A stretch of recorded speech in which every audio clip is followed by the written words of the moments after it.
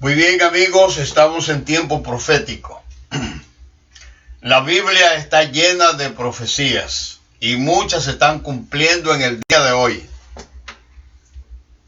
Hay otras que se van a cumplir dentro de muy poco tiempo. Por lo tanto, es acertado de que hoy cada ser humano esté estudiando con mucha atención lo que la Biblia enseña, porque hay muchos acontecimientos que la Biblia señala que van a ser para el día de hoy. Hoy, por ejemplo, tenemos una profecía titulada La profecía más larga de la Biblia. Es el tema de hoy. Pero antes de anunciar al predicador de la hora, el hermano Luis Ramírez, y antes de orar, quiero decirle que si a ustedes le están gustando los temas, usted cree que son de inspiración, le queremos pedir que usted lo propague, que usted se lo diga a otra persona. Y cada sábado a las 3 de la tarde, aquí vamos a estar en pie de guerra con la profecía. Queremos orar antes de entregarle al hermano Luis el púlpito. Oremos. Querido Padre Celestial, en el día de hoy, Señor, tenemos un tema muy importante, porque es un tema que afecta de una manera positiva o negativa nuestra vida. Y lo mejor que podemos hacer, Señor, es estudiar el tema. Y tú has provisto, Señor, nos ha dado a nosotros un hombre que tú lo has escogido para estos temas. Por eso te pedimos que tú bendiga a cada amigo que escucha esta transmisión, que tú le abras su mente, le abras el corazón junto a nosotros para conocer hoy de qué se trata esta profecía. Que Dios dirija esta programación y que Dios nos bendiga a cada uno de los que escucharemos esta palabra. El hermano Luis con nosotros.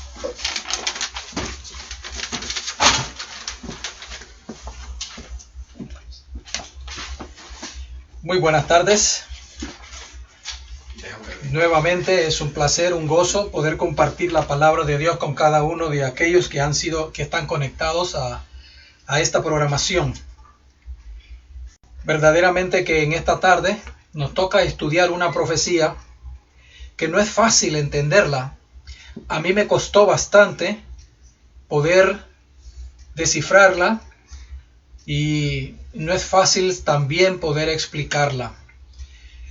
Así es que recurrimos a Dios que nos dé sabiduría, discernimiento, capacidad para poder explicar algo que verdaderamente, como decía el hermano, concierne a cada uno de nosotros en este momento en que estamos viviendo. Hoy nos toca hablar sobre el último tópico de Daniel capítulo 7. Y es sobre el juicio celestial. Hemos dicho en los temas anteriores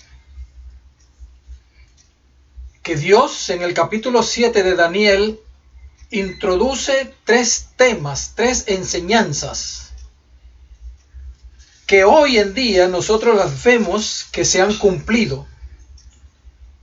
Vemos que los 10 cuernos de la bestia se transformaron en países europeos. Vemos que el cuerno pequeño de Daniel capítulo 8 se transformó también en una institución religiosa civil que hoy permanece con nosotros y que muy pronto va a tomar otra vez preponderancia en las escenas finales que nos tocará vivir. Así es que hoy vamos a hablar entonces de un juicio que se lleva a cabo en el cielo. En el libro de Daniel capítulo 7 versículos 9 y 10 explicamos la semana pasada que ahí en esos 2 versículos Dios introduce una escena de juicio. Y hay 5 actos que se llevan a cabo en esa escena. Dicen esos textos que fueron puestos tronos, millares y millones atendían, un juez se sentó, los libros fueron abiertos y llega hasta el anciano juez, el Hijo del Hombre, que ya dijimos que este Hijo de Hombre es nada menos que nuestro Señor Jesucristo. Dijimos también que en el libro de Hebreos, capítulo 9, versículo 11 y 24, certifica la palabra de Dios de que en el cielo hay un santuario, porque dicen estos textos: porque estando ya presente Cristo, sumo sacerdote de los bienes venideros, por el más amplio camino y más perfecto tabernáculo, es decir, no de esta creación, porque no entró Cristo en el santuario hecho de mano, figura del verdadero, sino en el cielo mismo. Cristo, cuando murió y ascendió al cielo, fue directamente a ese santuario a seguir terminando el plan de la salvación. Y primera de Timoteo, capítulo 2, versículo 5 dice: porque hay un solo Dios y un solo mediador entre Dios y los hombres, Jesucristo hombre. Ese es el trabajo que Cristo está haciendo en estos momentos en ese santuario celestial, haciendo de mediador entre el juez y nosotros. Él es el sumo sacerdote de ese santuario celestial. Este sacerdocio divino que se está llevando a cabo por Cristo, dice la palabra de Dios, que sería echado por tierra y usurpado por la institución religiosa que surgió del Imperio Romano, que es el cuerno pequeño. A pesar de que el enemigo siempre ha tratado y siempre va a tratar hasta el último día en que Cristo venga de contrarrestar la verdad, de echar por tierra la verdad, de confundir a mucha gente con la verdad. La verdad siempre va a prevalecer. La verdad siempre será esclarecida, porque Dios nunca va a permitir que su palabra, su verdad, la verdad que Él quiere que nosotros entendamos, aprendamos y practiquemos, sea echada por tierra completamente. Encontramos entonces que en el libro de Salmos, capítulo 85, versículo 11, la palabra de Dios dice: la verdad brotará de la tierra y la justicia mirará desde los cielos. Sí, amigo y hermano que me escuchas, la verdad triunfará, porque la verdad es Cristo mismo. San Juan capítulo 14, versículo 6 dice: Cristo dijo: yo soy la verdad. Por lo tanto, si Cristo es la verdad y Él vino a encarnarse para enseñarnos esa verdad, significa que entonces esa verdad triunfará. Jesús le dijo a Pilato: yo para esto he nacido y para esto he venido al mundo, para dar testimonio a la verdad. Todo aquel que es de la verdad oye mi voz. San Juan 18:37. Bien claro Jesús lo dijo: yo para esto he venido, para enseñar la verdad, para testificar la verdad, para esclarecer la verdad, para que aprendan lo que es la verdad a través de su palabra.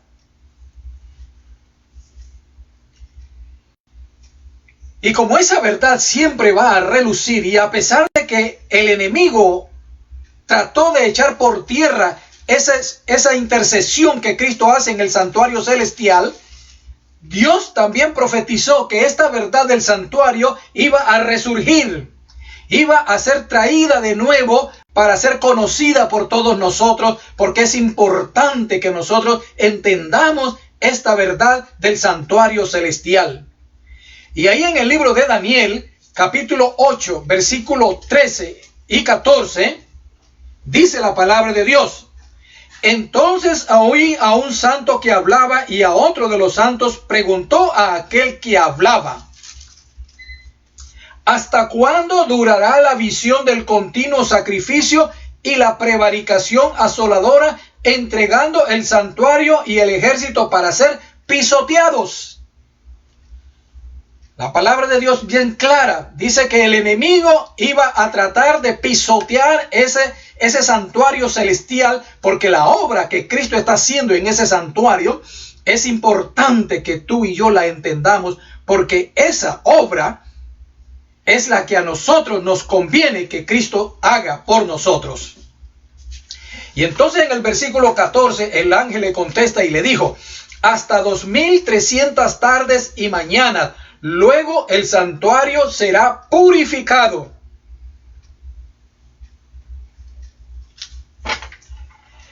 O sea que la profecía nos está diciendo entonces a nosotros que pasarían 2300 años para que el santuario celestial fuera purificado y el mundo conociera que hay un intercesor, un sumo sacerdote y un abogado en el cielo a favor de nosotros. Ahí mismo en el capítulo 8, versículo 26, dice la palabra de Dios: la visión de las tardes y mañanas que se ha referido es verdadera, y tú guarda la visión, porque es para muchos días. Noten que Dios le dice a Daniel: esta visión que se te ha dado es para muchos días. O sea que no iba a ser para el tiempo de él, sino iba a ser para el tiempo de nosotros. Y en el versículo 27 dice la palabra de Dios: y yo, Daniel, quedé quebrantado y estuve enfermo algunos días, y cuando convalecí atendí los negocios del rey, pero estaba espantado a causa de la visión y no la entendía. ¿Por qué Daniel se enferma? ¿Por qué Daniel no puede entender esta visión de 2300 tardes y mañanas? Recordemos que Daniel se encuentra en Babilonia. Nabucodonosor destruyó Jerusalén y se lo llevó cautivos a Babilonia. Entonces, Dios les había profetizado a través del profeta Jeremías, capítulo 25, versículo 11, de que ellos permanecerían en Babilonia por 70 años. Daniel, cuando se le da esta visión, ya es un anciano. Y él está consciente de que esos 70 años están por cumplirse. Así que Daniel tenía la esperanza de que ellos podían volver de nuevo a Jerusalén. Porque ese era el tiempo en que Dios los iba a mantener en Babilonia, y después de los 70 años los iba a traer de nuevo a Jerusalén. Pero cuando Dios le da esta profecía de 2300 días de tarde y mañana, Daniel queda confundido. Daniel se pregunta para él mismo: ¿será que vamos a estar más tiempo aquí en Babilonia? No entiendo la visión, y dice que hasta se enfermó. Y entonces, si usted lee el capítulo 9 de Daniel, va a encontrar entonces que Daniel comienza a orar, a pedirle a Dios que por favor le explique qué es lo que él le quiere decir con esta visión de 2300 tardes y mañanas. Y casi el capítulo 9 completamente es una oración, es la oración de intercesión que Daniel le ruega al Señor que por favor le explique esa visión. Entonces, en el versículo 23 al 27, Dios envía al ángel Gabriel para explicarle esa visión. Daniel 9, 23 al 27 dice: 70 semanas están determinadas sobre tu pueblo y sobre tu santa ciudad, para terminar la prevaricación y poner fin al pecado y expiar la iniquidad, para traer la justicia perdurable y sellar la visión y la profecía y ungir al santo de los santos. Sabe pues y entiende que desde la salida de la orden para restaurar y edificar a Jerusalén hasta el Mesías príncipe habrá 7 semanas y 62 semanas. Se volverá a edificar la plaza y el muro en tiempos angustiosos. Y después de las 62 semanas se le quitará la vida al Mesías, mas no por sí. Y el pueblo de un príncipe que ha de venir destruirá la ciudad y el santuario y su fin será con inundación, y hasta el fin de la guerra durarán las devastaciones. Por otra semana confirmará el pacto con muchos. A la mitad de la semana hará cesar el sacrificio y la ofrenda.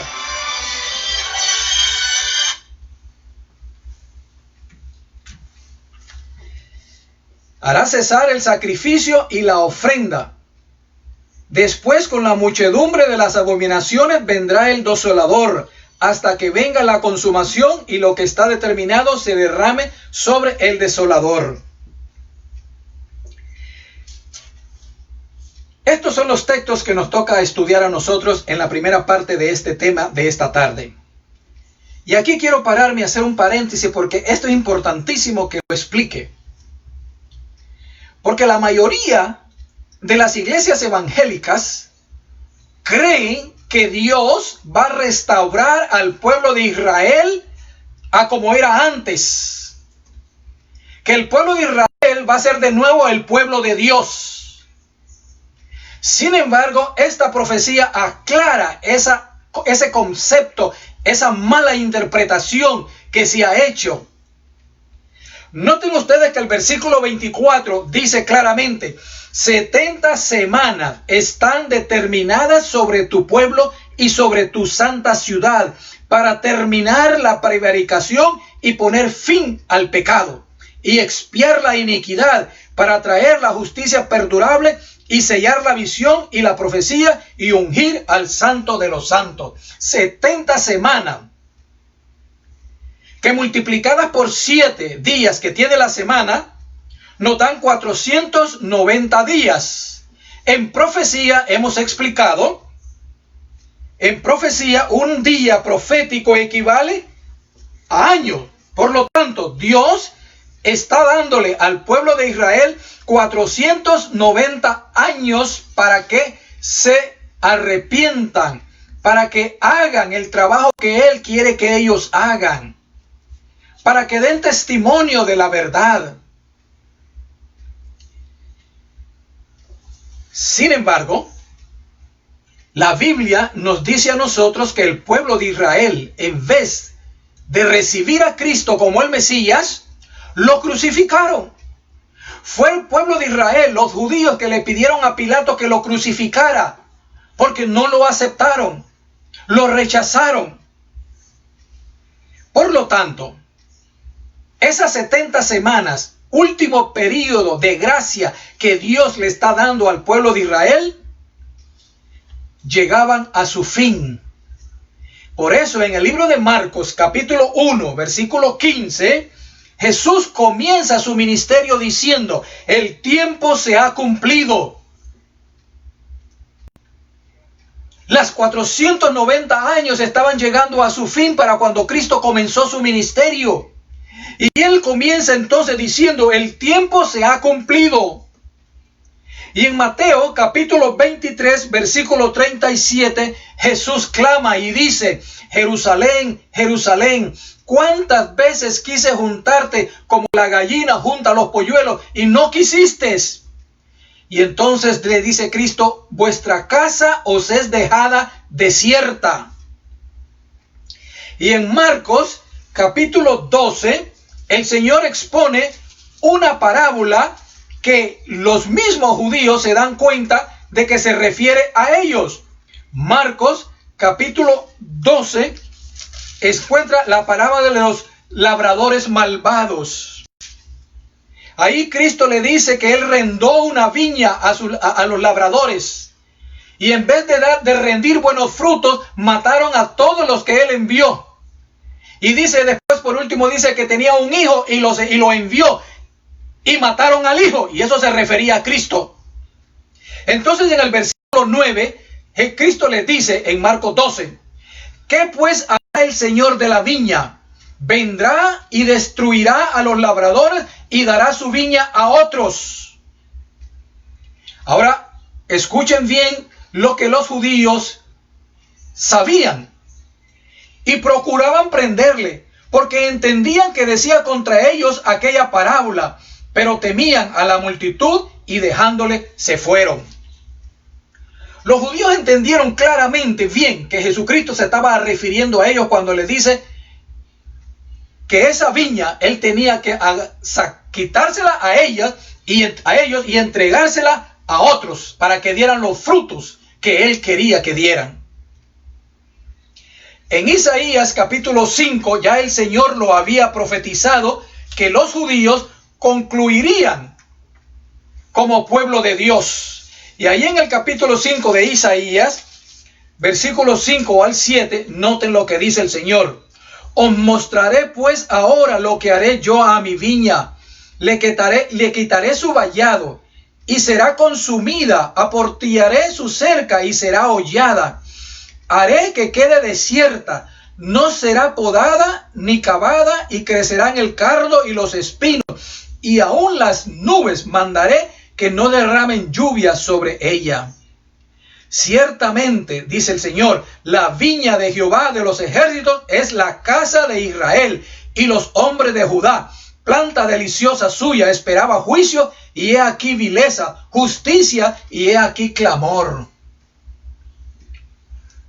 Es bien importante, amigo y hermano que me escuchas. El pueblo de Israel llegó a su fin cuando se cumplieron esos 490 años de gracia que Dios les estaba dando. Noten ustedes que el texto dice para acabar la prevaricación y el pecado. El pueblo judío nunca se entregó completamente al Señor. Nunca hicieron el trabajo que Él quería. Y aún más, cuando Él vino a este mundo, lo crucificaron, lo rechazaron, lo maltrataron. No quisieron saber de Cristo Jesús.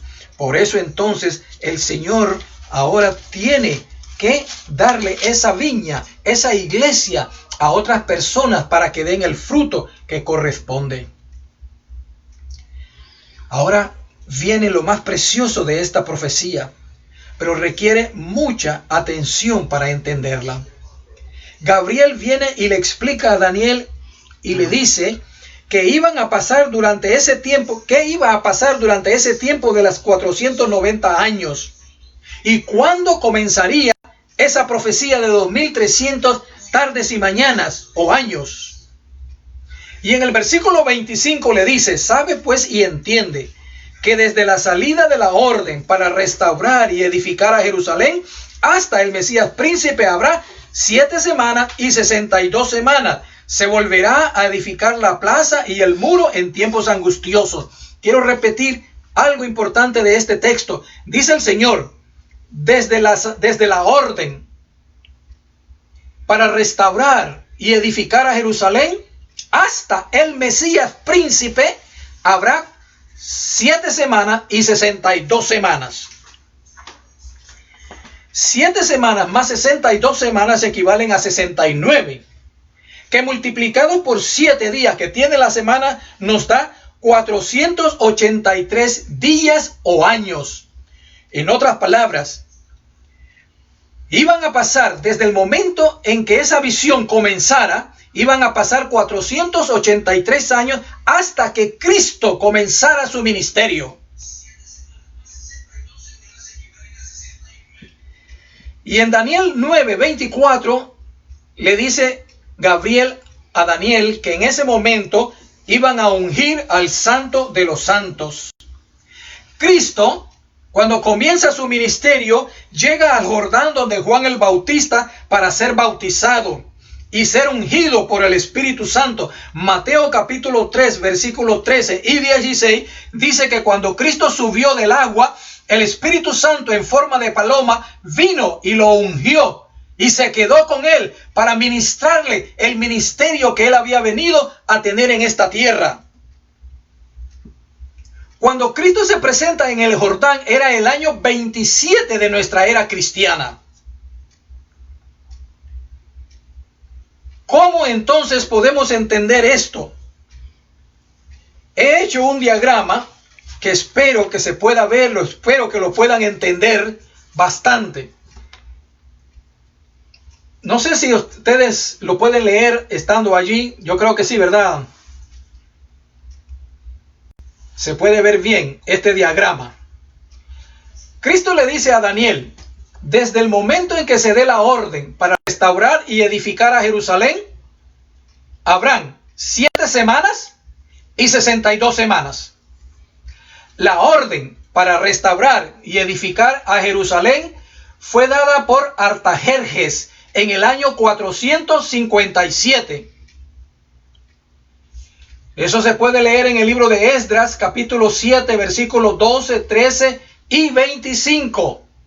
En esos textos se encuentra la orden que el rey Artajerjes, rey de Persa, da para que los judíos regresen a edificar a Jerusalén. Y no solamente les da la orden de que regresen, sino que les da dinero del tesoro del imperio persa para que reconstruyan la ciudad y el templo de Dios.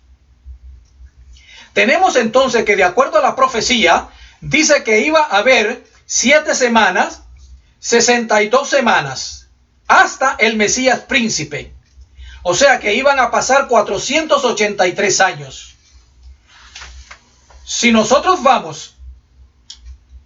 contamos del 457 para abajo, retrocediendo los años, llegamos al año 1 de Cristo.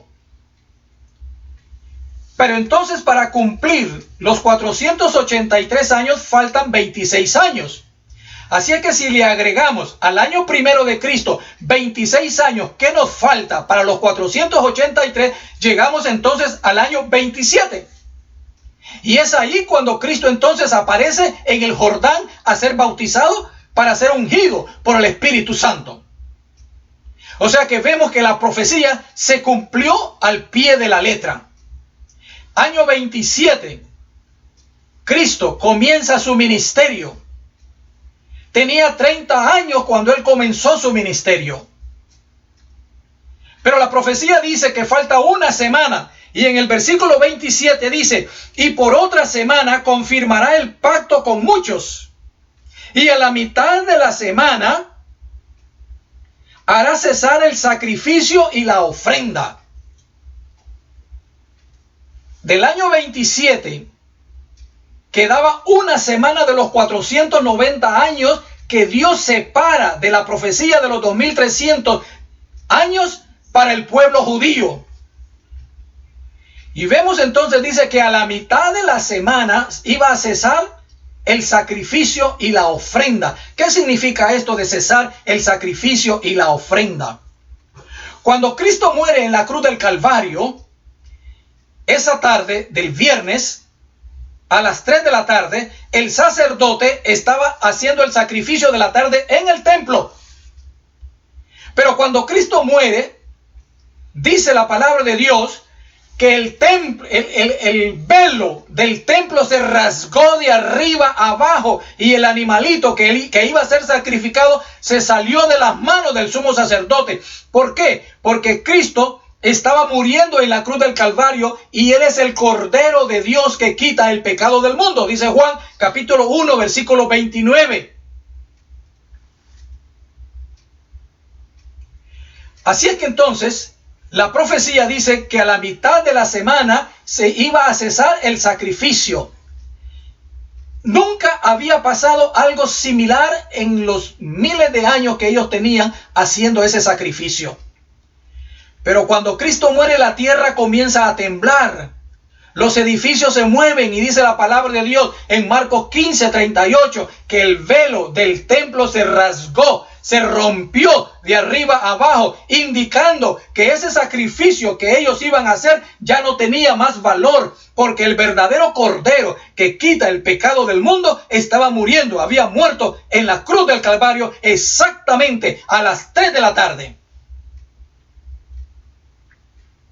Y entonces el texto dice que en la otra mitad iba a confirmar el pacto con muchos. ¿Qué significa esto de confirmar el pacto con muchos?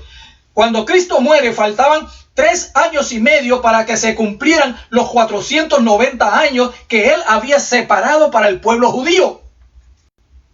¿Qué pasa en el año 34? Llegamos al año 34 y en el año 34 se cumplen exactamente los 490 años que Él les dio a ellos como última oportunidad para que se arrepintieran y cumplieran con el propósito por el cual Él los había escogido. En el año 34 de nuestra era, Esteban, el mártir Esteban, es apedreado por los judíos. Porque Esteban exaltaba a Cristo Jesús y ellos no querían saber nada de Cristo Jesús ni de la iglesia que a Cristo había fundado a través de los 12 apóstoles. Y entonces en el año 34 matan a Esteban. Y vamos a leer entonces en el libro de Hechos de los Apóstoles, capítulo 13, versículo 46, algo importantísimo que Pablo y Bernabé le dicen a los judíos. Hechos capítulo 13, versículo 46. Vamos a comenzar del 42. Cuando salieron ellos de la sinagoga de los judíos, los gentiles les rogaron que el siguiente día de reposo les hablasen de estas cosas. Y despedida la congregación, muchos de los judíos y de los prosélitos piadosos siguieron a Pablo y a Bernabé, quienes hablándoles les persuadían a que perseverasen en la gracia de Dios. El siguiente día de reposo se juntó casi toda la ciudad para oír la palabra de Dios. Pero viendo los judíos la muchedumbre,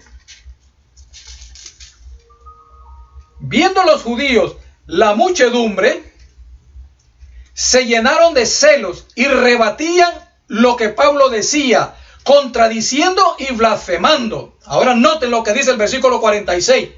Entonces Pablo y Bernabé, hablando con denuedo, dijeron: a vosotros a la verdad era necesario que se os hablase primero la palabra de Dios, mas puesto que la desecháis y no os juzgáis dignos de la vida eterna, he aquí nos volvemos a los gentiles. Desde el año 34, el evangelio comenzó a ser predicado a los gentiles a un 100%.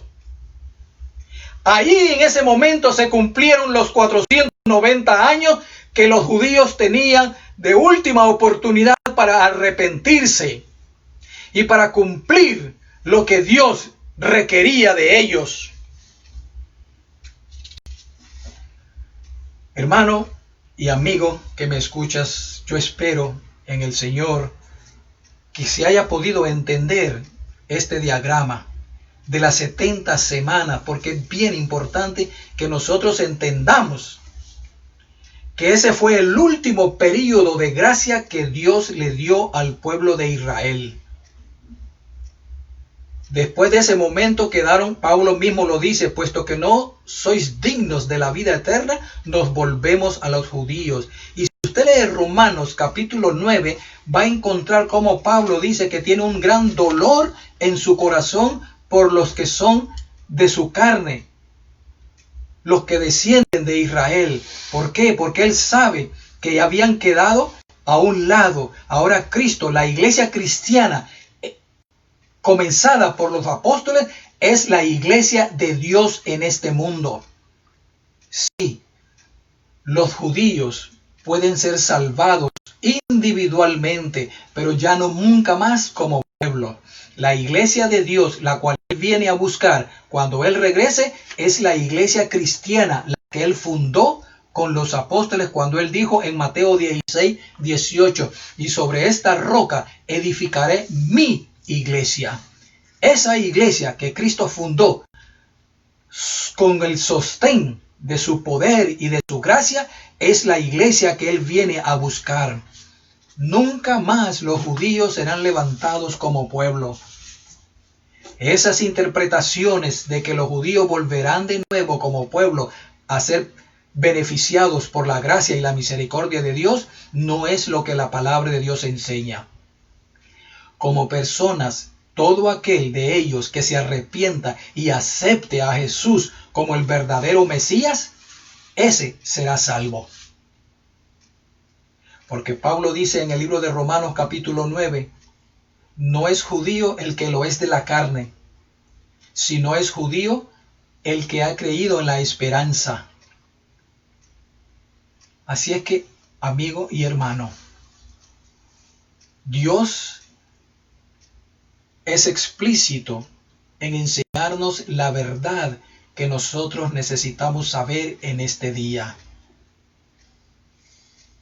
Dios no ha dejado nada para que nosotros nos inventemos, para que nosotros deduzcamos, para que nosotros pensemos que puede ser así. No, la palabra de Dios es clara. Lo que hay que hacer es estudiarla, escudriñarla y pedirle a Dios que nos dé el mayor discernimiento, porque la Biblia, el único que nos puede hacerla entender es el Espíritu Santo, porque fue el Espíritu Santo quien la inspiró para que los discípulos y los profetas la escribieran. Por lo tanto, necesitamos la orientación, necesitamos la unción del Espíritu Santo para poder entender la palabra de Dios.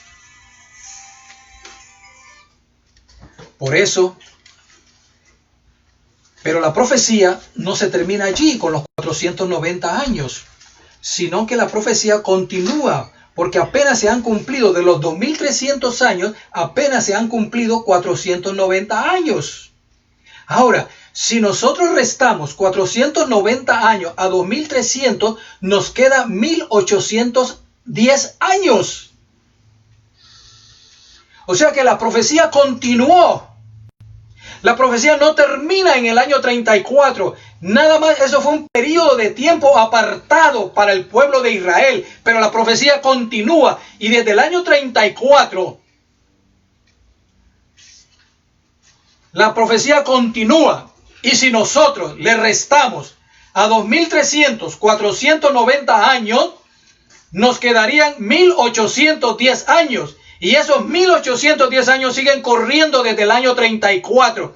Y si sumamos 34 más 1810, nos lleva a 1844. Y es en 1844 cuando la profecía se cumple completamente. Ahí llegan los 2300 años que Dios dice que el santuario sería purificado. O sea que, amigo y hermano, desde 1844, Cristo, en el lugar santísimo del santuario celestial, comenzó un juicio investigador. Desde el año 1844, Cristo está haciendo ese juicio. Por eso, en el libro de Apocalipsis, capítulo 14, versículos 6 y 7, dice la palabra de Dios.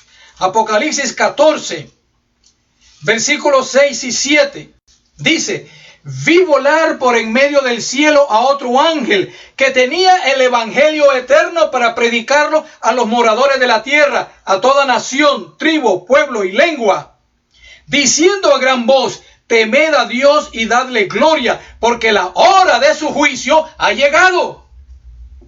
Noten ustedes que en el libro de Apocalipsis entonces nos está diciendo a nosotros que el evangelio que nosotros tenemos que estar predicando hoy en día tiene que incluir y predicar y proclamar ese juicio que Dios está llevando a cabo en el santuario celestial. Dice la palabra de Dios, y voy a volver a repetir el versículo 7 del capítulo 14 de Apocalipsis: temed a Dios y dadle gloria, porque la hora de su juicio ha llegado.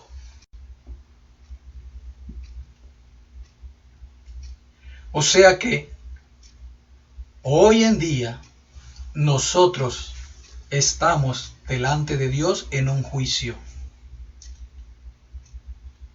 Ahora la pregunta entonces que hacemos: ¿con quién comenzó el juicio?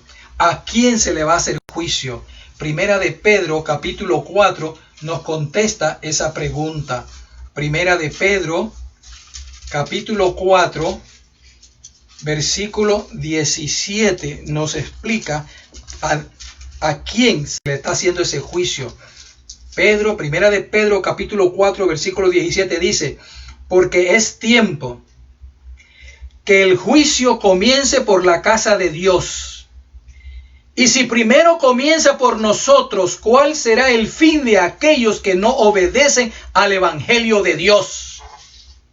¿Por quién comienza el juicio? Dice el apóstol Pedro es necesario que el juicio comience por la casa de Dios. ¿Y quién es la casa de Dios? Su iglesia.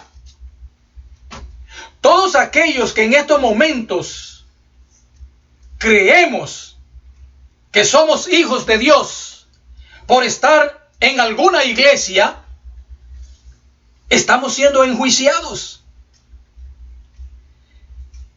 Dice Pedro claramente, porque es tiempo que el juicio comience por la casa de Dios, y si primero comienza por nosotros, ¿cuál será el fin de aquellos que no obedecen el evangelio? Y Hebreos 10:30 dice, porque Dios juzgará a su pueblo.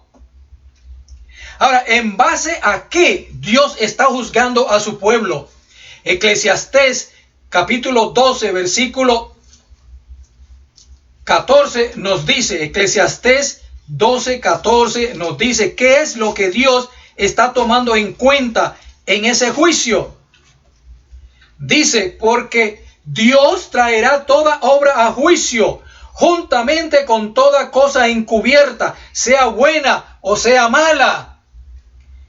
Amigo y hermano que me escuchas en esta tarde, en el nombre de Cristo Jesús, te digo que no basta con pensar o creer que por ir a una iglesia y nosotros alabar el nombre de Dios, automáticamente estamos salvados. No. Dice Pedro que el juicio comienza por la casa de Dios. Y aquí en Eclesiastés dice, porque Dios traerá toda obra a juicio, juntamente con toda cosa encubierta, sea buena o sea mala. Tenemos que pasar por ese juicio de Dios.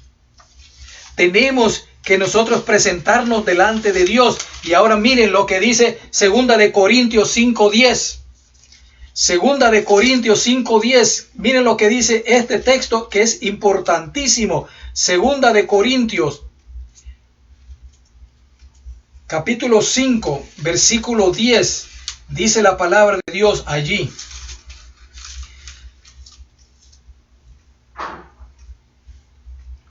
Porque es necesario que todos nosotros comparezcamos ante el tribunal de Cristo, para que cada uno reciba según lo que haya hecho mientras estaba en el cuerpo, sea bueno o sea malo. Porque es necesario que todos nosotros comparezcamos ante el tribunal de Cristo. Hebreos 9:27 dice, porque el hombre muere una sola vez y después el juicio. El hombre muere una sola vez y después el juicio. Hebreos 9:27. Quiere decir entonces que este juicio que se está llevando a cabo en los cielos comenzó desde Adán en los muertos. Pronto comenzará con los vivos. ¿En qué momento comenzará con los vivos? Yo no lo puedo decir. Yo lo que sé es que la palabra de Dios me dice que en este tiempo, desde el año 1844, Dios está llevando un juicio a la casa de Él, a los que creen en Él, a los que suponen que son hijos de Él, a los que creen que están alabándole a Dios, a los que creen que pueden ser salvos. A eso Dios los está enjuiciando y está trayendo en ese juicio todos los actos, todas las cosas que nosotros hacemos, sean ocultas, sean encubiertas o sean a la luz del día. No creas que la salvación es fácil. La salvación no es solamente creer y pensar. Mateo 7, 21 al 23 dice, no todo el que me dice Señor, Señor entrará en el reino de los cielos. Muchos me dirán en aquel día, pero Señor, en tu nombre hice milagros, en tu nombre eché fuera demonios, en tu nombre hablé en lenguas. Y yo os diré, apártate de mí, que no te conozco. En ese juicio que se está llevando a cabo, nosotros tenemos que estar limpios. Ahora bien, cuando hay un juicio, hay una regla, hay una ley que se ha transgredido. Y ahora noten lo que dice entonces el apóstol Santiago, capítulo 2, versículo 10 al 12. Santiago, capítulo 2, versículo 2, 10 al 12. Santiago 2, 10 al 12 dice: porque cualquiera que guardare toda la ley, pero ofendiere en un punto, se hace culpable de todos. Porque el que dijo, no cometerás adulterio, también ha dicho, no matarás. Ahora bien, si no cometes adulterio, pero matas, ya te has hecho transgresor de la ley. Ahora noten lo que dice el versículo 12. Así hablad y así haced, como los que habéis de ser juzgados por la ley de la libertad. La regla que Dios está usando para el juicio que se está llevando a cabo en el cielo es los 10 mandamientos. Por eso dice la palabra de Dios, y Jesús lo dijo en Mateo 5, 17, no penséis que he venido a abrogar la ley, no he venido a abrogarla, la vine a cumplir. La ley de los 10 mandamientos es la regla que Dios está usando para nosotros darnos el juicio que nosotros merecemos. Amigo y hermano, vivimos en un tiempo de gracia, pero sublime. Las profecías se cumplen. Las señales de Mateo 24 se están desarrollando a nuestra vista.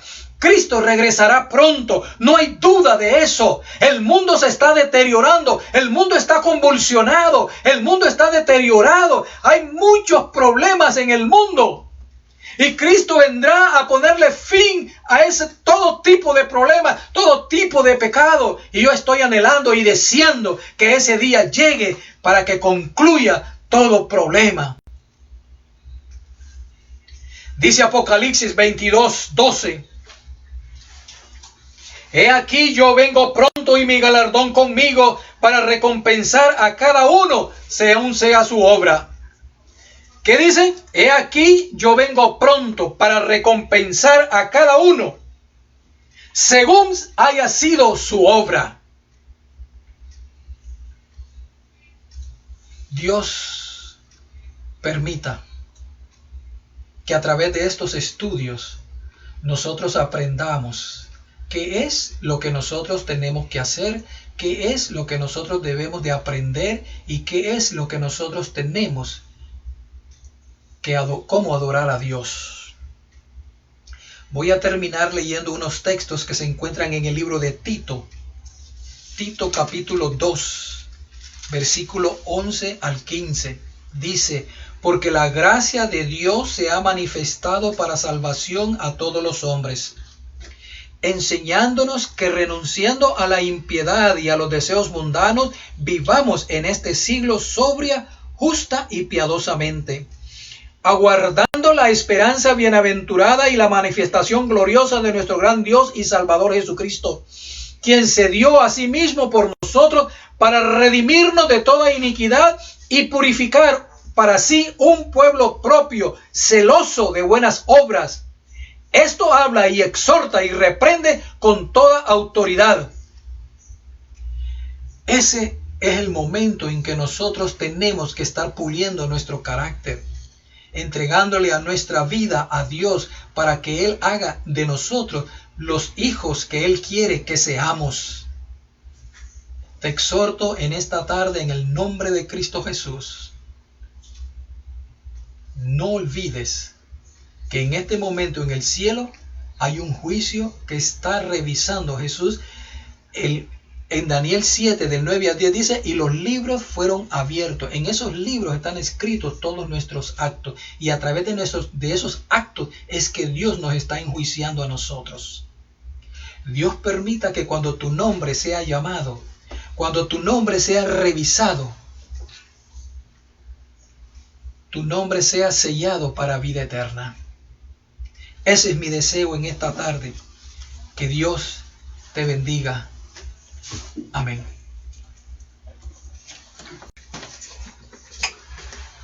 Muchas gracias, hermano Luis, y gracias a ustedes, amigos, por su amable sintonía. Le invitamos para el próximo sábado a las 3 de la tarde. Cada sábado a las 3 de la tarde debe haber una cita por cada uno de ustedes. Y le esperamos de todo corazón porque vamos a proseguir con esta programación de profecía. Queremos despedirlo sin antes decirle nuevamente muchas gracias. Si usted tiene alguna pregunta, si tiene algún comentario, hágalo en la misma página y el próximo sábado le contestaremos su pregunta. Muchas gracias y el hermano Luis nos despedirá con una oración. Eterno y glorioso Dios, gracias porque tu palabra es una lámpara que alumbra nuestro caminar en este mundo. Y debemos, oh Dios, recurrir a ella para poder aprender y saber a dónde estamos parados. Para aprender si lo que hemos creído es lo que tú quieres que nosotros practiquemos. Oh Dios mío, yo te ruego una bendición especial para aquellas personas que han sintonizado este programa en esta tarde. Señor, que tú nos puedas dar a todos discernimiento espiritual para poder aceptar lo que tu palabra dice. Algunas veces, Señor, lo que tú dices no es lo que nosotros estamos practicando, no es lo que nosotros hemos creído, no es lo que a nosotros nos han enseñado. Y nos cuesta muchas veces poder discernir la verdad que tu palabra nos dice. Por eso te ruego que en esta tarde, en el nombre de Jesús, por sus méritos, por su sangre que derramó en la cruz del Calvario, tú concedas luz y discernimiento a través del Espíritu Santo para que tu palabra esclarezca en nuestras vidas lo que nosotros debemos de aprender. Gracias. En el nombre de Jesús. Amén, Señor. Amén.